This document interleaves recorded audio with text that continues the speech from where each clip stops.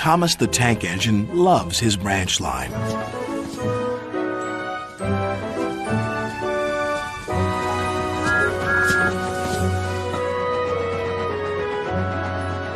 One day, when he stopped at a small station, some children looked sad. They've closed our playground and our favorite sand pit. Teacher says the sand is soiled and too dirty to play in. Please help us, Thomas. I'll see what I can do, replied Thomas kindly.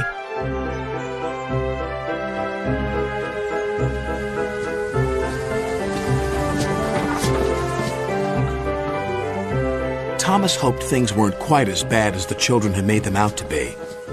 But as he passed their playground, a large sign read, "Playground closed until further notice." The children were right, thought Thomas sadly. He puffed into the yards and was just about to tell the other engines about the playground when Percy rushed in. "You look glum, little Percy," said Gordon. Sir Topham Hatt told Driver that he's using Harold to show a visitor the island instead of using any of us engines. "Despicable," said Gordon. "Disgusting," snorted Henry. "Engines are meant to take visitors around our island, not that whirlybird thing," James exclaimed. Gordon was the first to see Harold. "Harold thinks he can go faster than me. I'll show him." Next it was Henry's turn. "Sir Topham Hatt has chosen Harold because he thinks he's more important than me. Well, he's not. Harold can't fly through tunnels."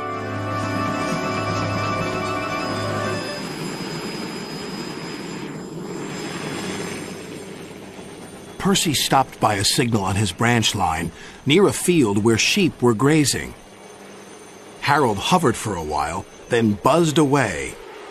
"I know what he's doing. He's counting sheep." And Percy puffed along his line, feeling much better about things. That evening, the engines talked about the situation. "Harold wants to get rid of us," said Gordon. "He doesn't need tunnels," added Henry.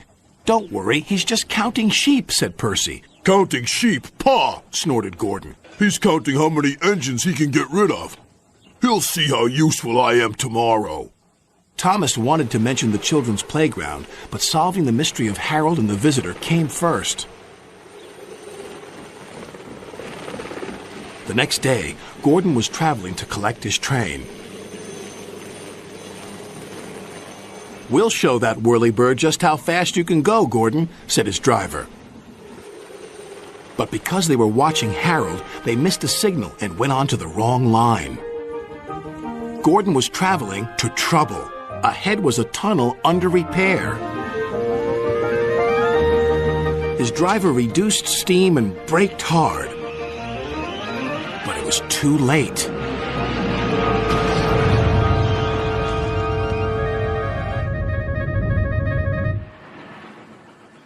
Later, Thomas pulled Gordon clear with the breakdown train. Sir Topham Hatt spoke severely to Gordon's driver.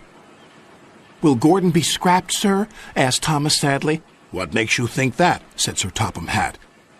Thomas decided to pluck up courage. "Because the engines think the visitor is here to see if we can be replaced by Harold." Sir Topham Hatt laughed. "Well, the engines are wrong, and you shouldn't listen to rumors, Thomas. This gentleman is making a new playground for the children. It was easier to find a suitable site from up in the air."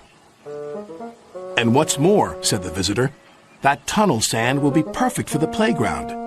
Sand we found by accident, you might say." Sir Topham Hatt still uses Harold to fly above the island. But all the engines know that Harold isn't spying on them. He is just being very useful.